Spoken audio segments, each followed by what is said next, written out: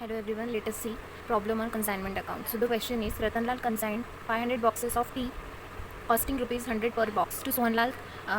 Ratanlal paid freight rupees 500, insurance rupees 200 and sundry charges rupees 80. He drew a bill of exchange in Sohanlal and received it from Sohanlal duly accepted for rupees 10,000. The bill was discounted with the bank by giving a discount of rupees 100. Mr. Sohanlal sold 300 boxes of tea at rupees 150 per. He paid rupees 180 for carriage. He was entitled to a commission of 5%. On total sale, the balance due was sent by bank draft. Give consignment account and Sohanlal account in the book of consigner. So, Ratanlal ने कितने boxes consign किए थे?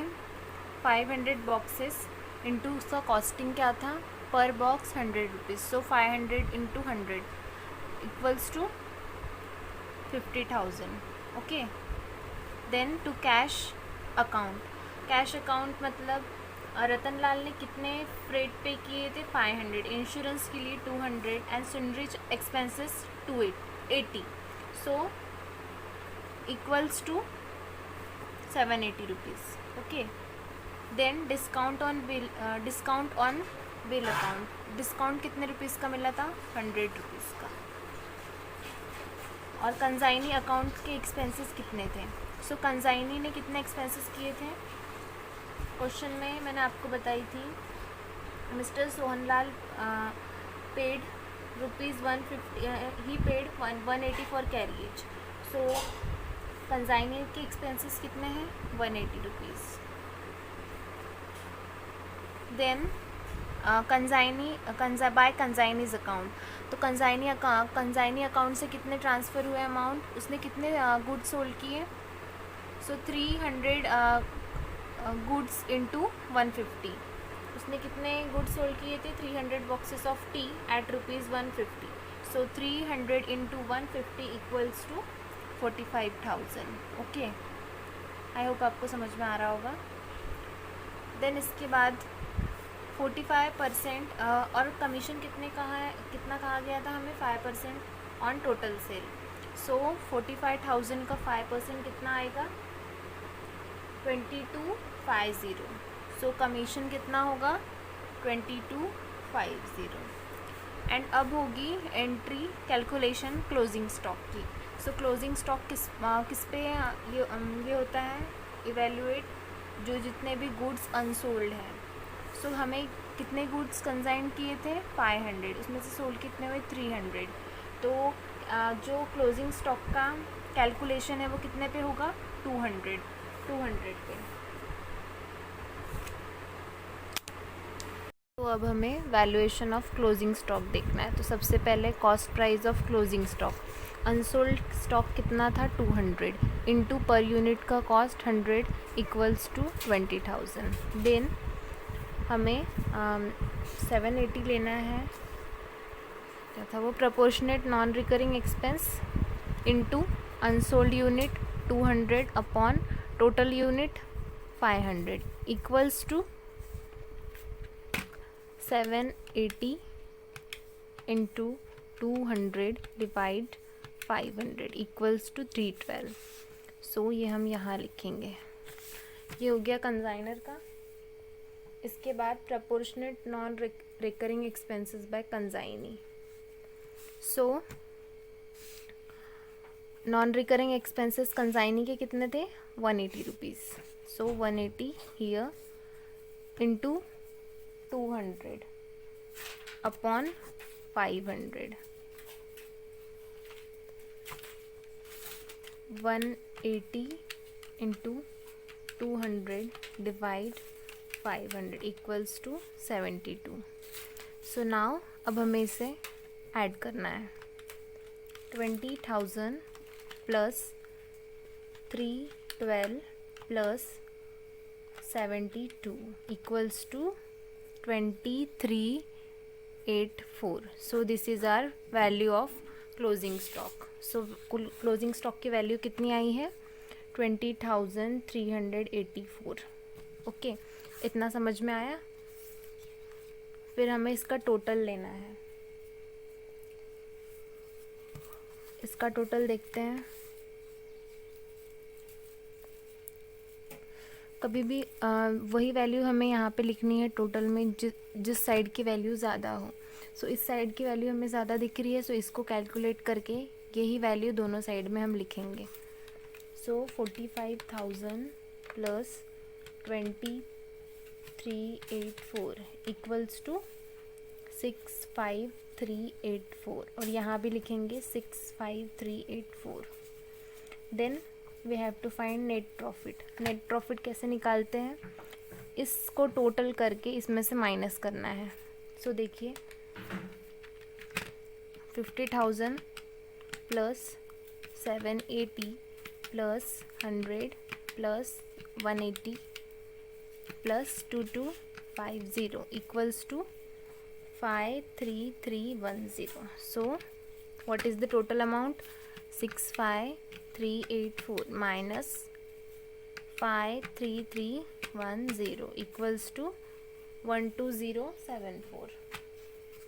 12074. So this is our net profit. Okay, यहाँ तक समझ में आया। इसके बाद हमें प्रिपेयर करना है consignee's account. So consignee account में to consignment account.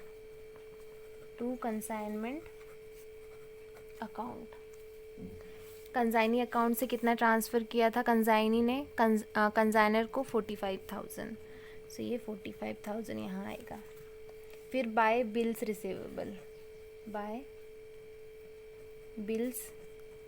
Receivable account कितना था, बिल कितने का रिसीव हुआ था, 10,000 का। क्वेश्चन में दिया गया है कितने का बिल रिसीव हुआ था, 10,000। Sohanlal duly accepted for 10,000 rupees for bill. So वो क्वेश्चन में दिया है, उसी को हम लिखेंगे 10,000 बाय बिल रिसीवेबल। अगर ये आपको बिल्स रिसीवेबल अगर मेंशन दिया है, क्वेश्चन में मेंशन किया है, तो इसे कंसाइनी अकाउंट के इस साइड में लिखना है। उसके बाद है by consignment account. Consignment account से कितना आया, एक्सपेंसेस के लिए 180 रुपीज़। यहाँ पे दिख रहा है आपको discount on bill, to consignees account expenses 180 rupees था। उसके बाद है हमारा बाय कंसाइनमेंट अकाउंट,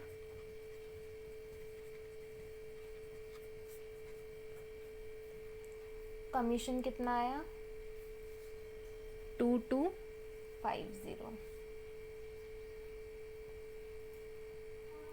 सो इसका भी हमें वही करना है, दोनों साइड में से जो भी अमाउंट बड़ा है उसे हमें लेना है।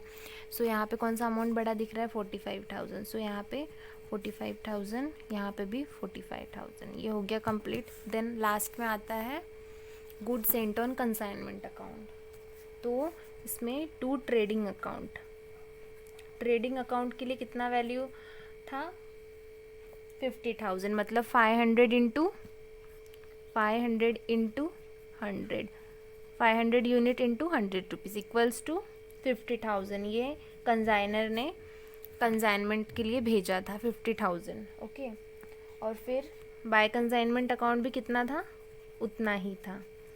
तो ये वैल्यू हमेशा दोनों साइड का सेम रहेगा। जो कंसाइनर भेजता है कंसाइनमेंट के समय, उसी अमाउंट को हम इधर लिखते हैं। ओके, आई होप आपको समझ में आ रहा होगा। और इसके नीचे भी सेम वही लिखना है। आई होप आप सबको समझ में आया होगा कैसे क्या कैलकुलेट करना है। अगर कुछ क्वेरी हो तो ज़रूर उसे बताएं कमेंट बॉक्स में। एक बार फिर से देख लें एंड इसका स्क्रीनशॉट ज़रूर ले लें। Thank you. तो अब हमें वैल्यूएशन ऑफ क्लोजिंग स्टॉक देखना है। तो सबसे पहले cost price of closing stock. Unsold stock कितना था, 200 इंटू पर यूनिट का कॉस्ट 100 इक्वल्स टू 20,000।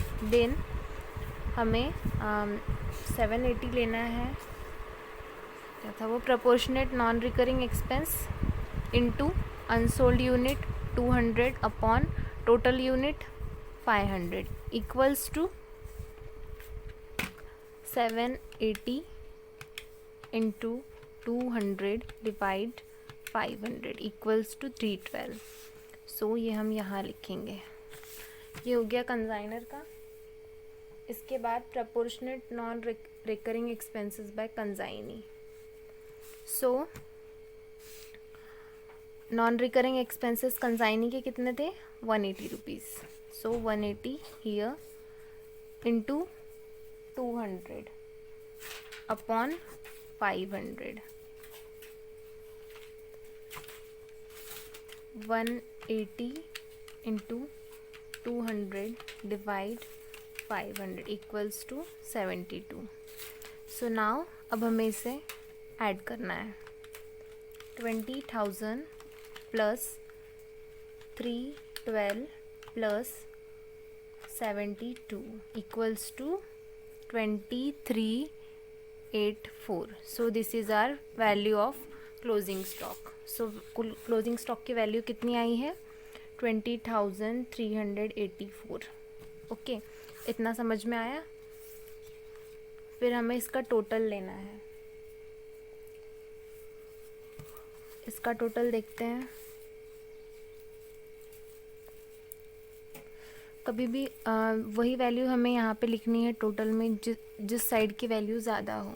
सो इस साइड की वैल्यू हमें ज़्यादा दिख रही है, सो इसको कैलकुलेट करके यही वैल्यू दोनों साइड में हम लिखेंगे. सो 45,000 प्लस 2384 इक्वल्स टू 65384 और यहाँ भी लिखेंगे 65384. Then we have to find net profit. Net profit कैसे निकालते हैं, इसको टोटल करके इसमें से माइनस करना है. सो देखिए 50,000 plus 780 plus 100 plus 180 plus 2250 equals to 53310. So what is the total amount, 65384 minus 53310 equals to 12074. 12074. So this is our net profit. Okay, यहाँ तक समझ में आया. इसके बाद हमें प्रिपेयर करना है consignee's account. So consignee account में to consignment account. Consignee account से कितना ट्रांसफ़र किया था कंसाइनी ने कंसाइनर को 45,000. सो ये 45,000 यहाँ आएगा. फिर bye bills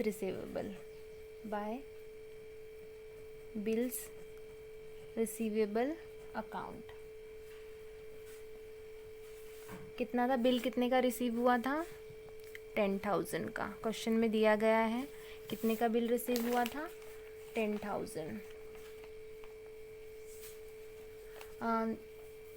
Sohanlal duly accepted for 10,000 rupees for bill.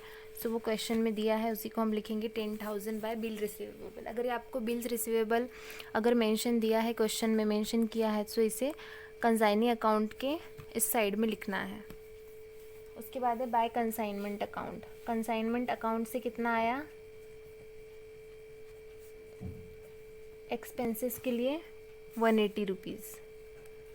यहाँ पे दिख रहा है आपको discount on bill, to consignees account expenses 180 rupees था. उसके बाद है हमारा bye consignment account.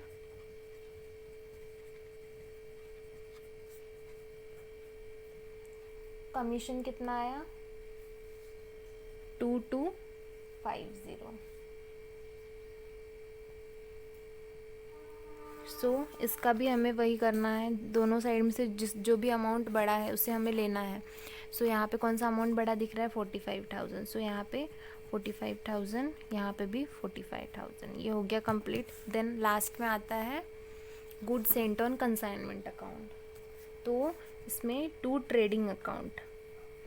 Trading account के लिए कितना वैल्यू था, 50,000, मतलब 500 into 500 unit into 100 rupees equals to 50,000. ये कंसाइनर ने कंसाइनमेंट के लिए भेजा था 50,000. ओके, और फिर बाय कंसाइनमेंट अकाउंट भी कितना था, उतना ही था. तो ये वैल्यू हमेशा दोनों साइड का सेम रहेगा. जो कंसाइनर भेजता है कंसाइनमेंट के समय, उसी अमाउंट को हम इधर लिखते हैं. ओके, आई होप आपको समझ में आ रहा होगा. और इसके नीचे भी सेम वही लिखना है. आई होप आप सबको समझ में आया होगा कैसे क्या कैलकुलेट करना है। अगर कुछ क्वेरी हो तो ज़रूर उसे बताएं कमेंट बॉक्स में। एक बार फिर से देख लें एंड इसका स्क्रीनशॉट ज़रूर ले लें। Thank you.